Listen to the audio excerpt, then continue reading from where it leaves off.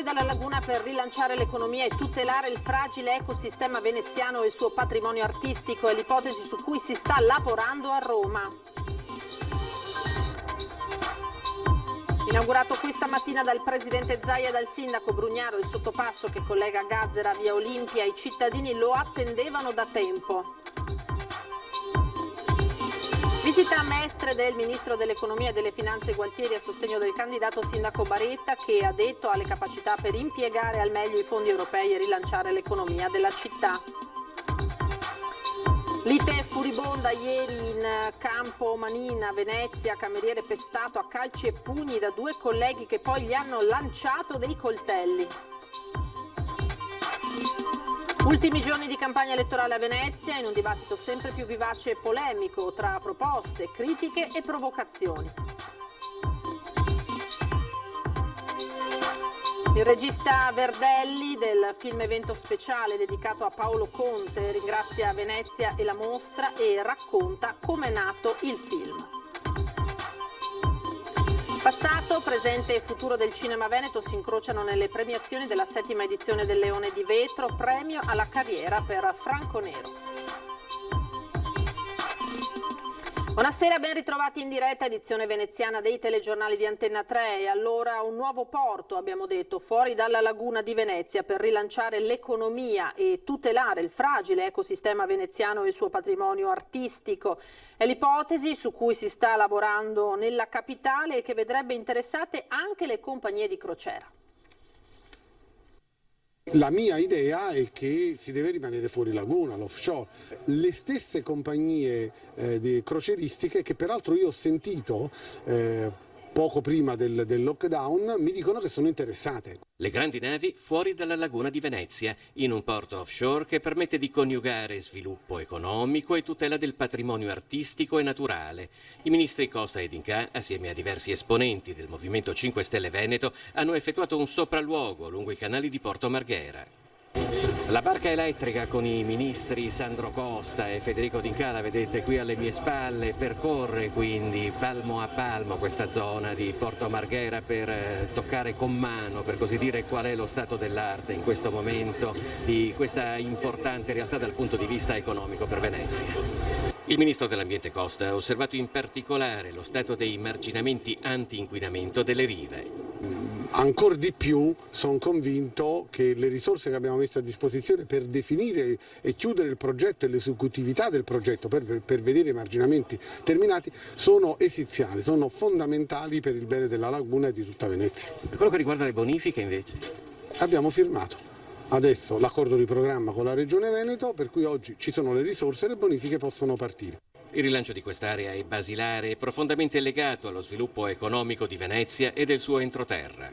E soltanto con le bonifiche di cui oggi abbiamo avuto conferma, i soldi ci sono, i marginamenti, questo territorio può accogliere nuove attività produttive. Attività produttive attente all'ambiente. Nel mirino del candidato presidente alla regione Cappelletti c'è il nuovo inceneritore di Fusina. Inaugurare la fase 3 post-Covid, dopo che tutti i cittadini di questo paese sono rimasti chiusi nelle proprie case, con l'autorizzazione all'incenerimento, all'apertura di un nuovo inceneritore, mi sembra che sia proprio andare nella direzione opposta contraria rispetto a quella dove dovremmo andare.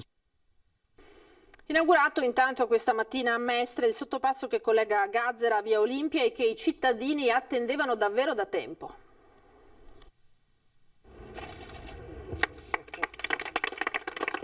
Taglio del nastro della pista ciclopedonale che, partendo dal sottopasso in corrispondenza della futura stazione SFMR di Via Olimpia, mette in comunicazione il centro di Mestre alla Gazzera, evitando Via Milanese, e che, proseguendo verso Via Brendole attraverso una nuova rotatoria, collega Via Castellana e Zelarino. È stata inaugurata la presenza del presidente Zaia e del sindaco Brugnaro in sella alle biciclette.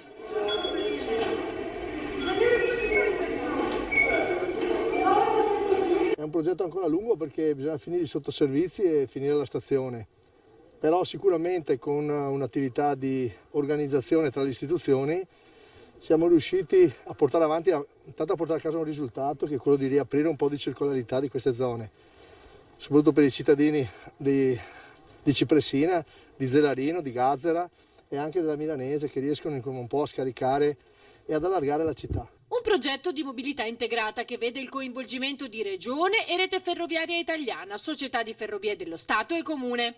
È il segno della forza di volontà dell'amministrazione regionale e del comune che hanno voluto recuperare questo cantiere, un cantiere del 2009, oggi finalmente si vede un raggio di sole e le opere sono visibili e fruibili. Questo non deve restare un'incompiuta, la regione conferma il suo impegno a fianco al comune per portare avanti ovviamente l'ultimazione di queste opere.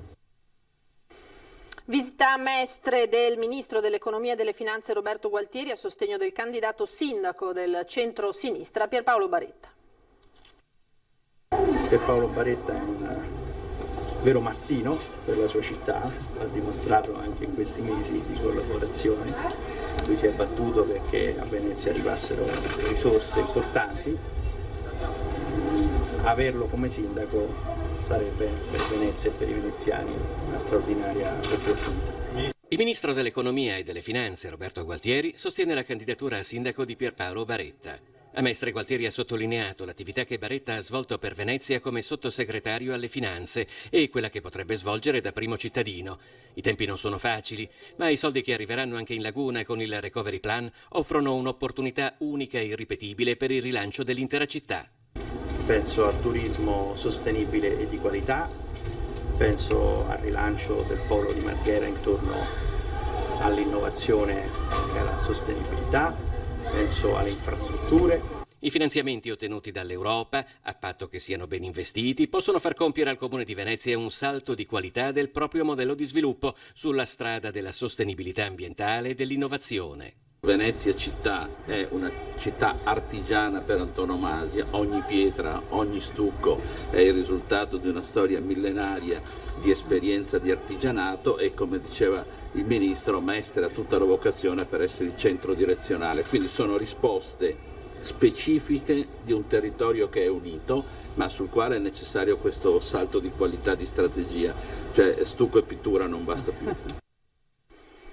C'è stata una lite furibonda ieri sera in Campomanina a Venezia ad avere la peggio il cameriere iracheno di una pizzeria picchiato a calci e pugni da due colleghi di nazionalità bengalese. Sono volati anche piatti, bicchieri e coltelli. Questa mattina i carabinieri del nucleo natanti di Venezia hanno rintracciato e denunciato a piede libero i due aggressori.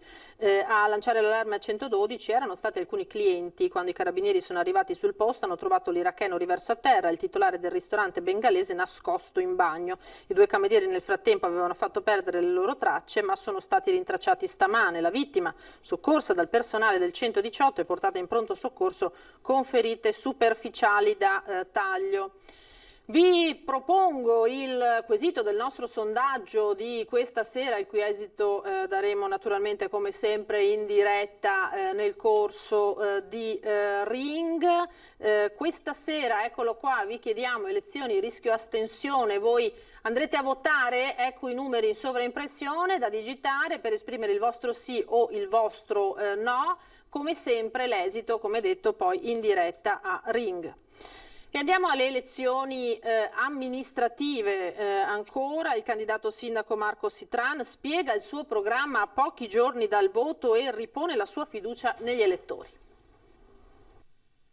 Pronti, abbiamo fatto tutto secondo la nostra coscienza, noi siamo gli unici che portano avanti le istanze referendarie per un'autonomia amministrativa di Venezia e della terraferma che è il preludio a uno statuto speciale. Tanti parlano a vanvera di statuto speciale, ma senza l'autonomia amministrativa di Venezia non ci sarà alcun statuto speciale. A pochi giorni dal voto il candidato sindaco Marco Sitran torna a spiegare la necessità di uno statuto speciale per Venezia, suo cavallo di battaglia. Significa poter trattenere il residuo fiscale sul territorio, 3.000 euro pro capite che sono circa 220 milioni di euro all'anno, soldi necessari per attrarre nuovi residenti e nuove imprese di qualità alternative alla monocultura turistica. Promotore del referendum per la separazione tra Venezia e Mestre, il sostenitore convinto dell'autonomia, ecco cosa farebbe l'avvocato Sitran da primo cittadino. Innanzitutto attivare la città metropolitana, lettera morta, chiusa in un cassetto dal sindaco traditore dei patti elettorali e che ha boicottato il referendum, Mr. Batman, e quindi collegare in rete tutti i 44 comuni per una mobilità sostenibile, veloce e per una città intelligente che attualmente non lo è. Quando lei parla di città parla sia di Venezia che di Mestre. Io quando parlo di città metropolitana parlo della ex provincia, 44 comuni, saranno 45 o 46 se ci sarà finalmente l'autonomia tanto attesa per Venezia e la terraferma. Ricordiamoci che abbiamo un'udienza al TAR il 7 di ottobre sul quorum e su un referendum negato da parte di un'amministrazione campagnola veneta che nega l'autonomia politica a Venezia e a Mestre. Che cosa si aspetta lei dall'elettore? Mi aspetto coerenza. Se qualcuno vuole che i veneziani abbiano una rappresentanza politica, se qualcuno vuole che Mestre abbia la sua dignità persa nel 1926, dovrebbe coerentemente votare chi si batte da 10 anni per questo. La lista civica invece Terra e Acqua 2020 attacca l'amministrazione comunale uscente su trasporti pubblici e sulla trasparenza del bilancio. Questo comune continua a buttare soldi dalla finestra in opere inutili. Questo comune di Venezia riacquista la ex sede del Casinò del Lido per 32 milioni di euro a carico del bilancio comunale, lasciando invece il trasporto pubblico locale in condizioni che sono indegne del nord-est. Non fa certo sconti nel giudizio sull'operato dell'amministrazione comunale uscente Marco Gasparinetti, candidato sindaco di Venezia per la lista civica Terra e Acqua 2020. Gasparinetti chiede innanzitutto chiarezza e trasparenza, a partire dallo stato delle casse di Cafarsetti. Il sindaco stesso davanti alla Confindustria un paio di giorni fa ha affermato che lui il bilancio l'ha risanato con qualche trucchetto. E noi stiamo cercando di capire quali sarebbero questi trucchetti, ma abbiamo la certezza, perché l'ha dichiarato il sindaco stesso, che ci verranno a mancare decine di milioni di euro al bilancio comunale 2020 e non vorremmo che, passate le elezioni, il sindaco, chiunque sia, si trovasse a farci pagare il conto della negligenza di questa giunta che non ha saputo trarre le conseguenze del coronavirus. Terra e Acqua ha anche scritto alla Presidente della Commissione europea Ursula von der Leyen per segnalare quella che viene definita una grave violazione dell'articolo 40 della Carta dei diritti fondamentali dell'Unione Europea. A Venezia vivono oltre 10.000 europei, il 5% dei residenti. Nessuno, denuncia Terra e Acqua, è stato informato dal Comune del fatto che per votare è necessario essere iscritti in una lista elettorale e il termine per l'iscrizione nelle liste elettorali è scaduto il 10 agosto. Mi stupisco del sindaco, che apparentemente non ha esercitato il suo dovere e neanche il prefetto, da quello che ho capito, che avrebbe anche dovuto avere un occhio di riguardo per la regolarità delle elezioni, di informare i cittadini dell'Unione Europea. 5 anni fa, quando Venezia è stata commissariata, è arrivata la lettera a noi. Sarà un caso. Dunque apparentemente non c'è nessun interesse qui a far votare i cittadini dell'Unione Europea. Punta a una città a misura di cittadino invece Alessandro Busetto, candidato sindaco del Partito Comunista dei Lavoratori. I servizi per i residenti sono ridotti all'osso, gli appartamenti sono ridotti all'osso perché tantissimi sono tanto sfitti, quelle del comune, delle grosse agenzie immobiliari, quelle di proprietà del clero. Bisogna ricordarselo che anche loro hanno. E poi c'è il fatto di questi B&B, di questi servizi solo unici per il turismo. Di conseguenza si è capito che forse, spero almeno, che si sia capito che forse è bene ritornare ai residenti locali. Per il candidato sindaco Alessandro Busetto è un comune, quello di Venezia, da ripensare e riorganizzare a favore dei residenti, a partire dalla casa, il lavoro, i servizi essenziali per i cittadini.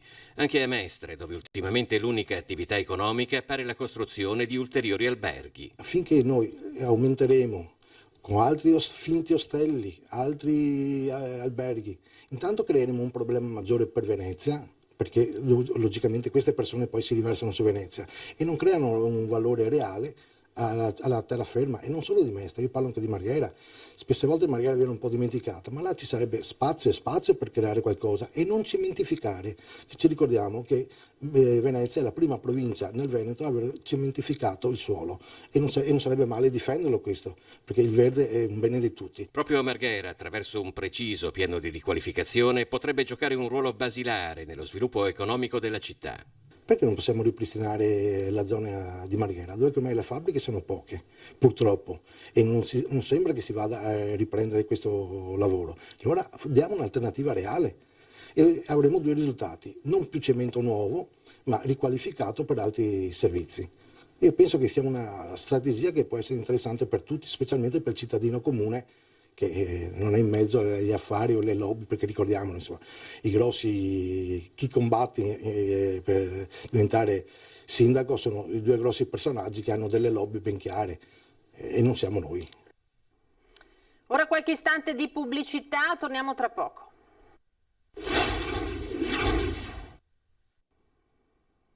Eccoci di nuovo in studio, edizione veneziana dei telegiornali di Antenna 3, il regista Giorgio Verdelli, regista del film Evento Speciale Via con me, dedicato al maestro Paolo Conte, ringrazia Venezia e la mostra e ai nostri microfoni ha raccontato come è nato il film. Intanto a Marghera c'è stata la cerimonia di premiazione per il Leone di Vetro, i riconoscimenti riservati agli artisti veneti del cinema.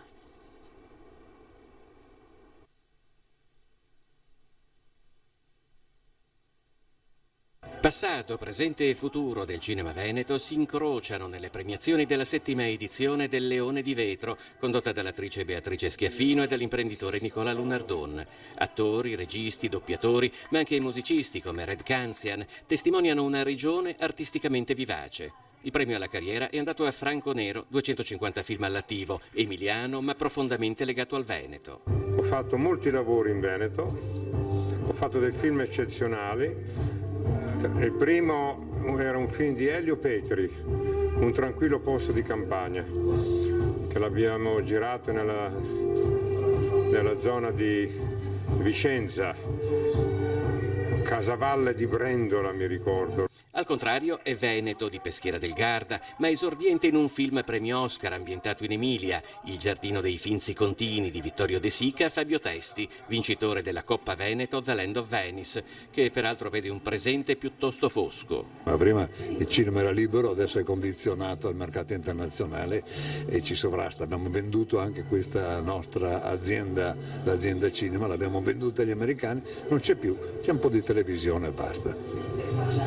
Non è ottimista per il futuro? No, assolutamente no. Sì, dovrebbero, se non altro, copiare i francesi e imporre che nelle sale si proiettino metà film italiani e metà stranieri, non solo stranieri e pochissimi italiani. Questa sera, come detto prima, torna Ring, l'attualità politica in vista anche delle elezioni naturalmente del prossimo fine settimana. In studio col nostro Ferdinando Avarino ci saranno Marco Bonet, giornalista del Corriere del Veneto, Fabio Crea, candidato di Fratelli d'Italia, Simone Borile, Movimento 5 Stelle, Alberto Villanova, Lega, Simonetta Rubinato, candidato presidente di Veneto Rubinato per le autonomie, e vi proporremo anche un'intervista realizzata via Skype dal vice direttore Avarino ad Arturo Lorenzoni, il candidato alla presidenza del Veneto per il centro-sinistra, oggi dimesso dall'ospedale di Padova. Dunque Ring in prima serata alle 21:15. È tutto, vi lascio alle previsioni del tempo per domani, arrivederci.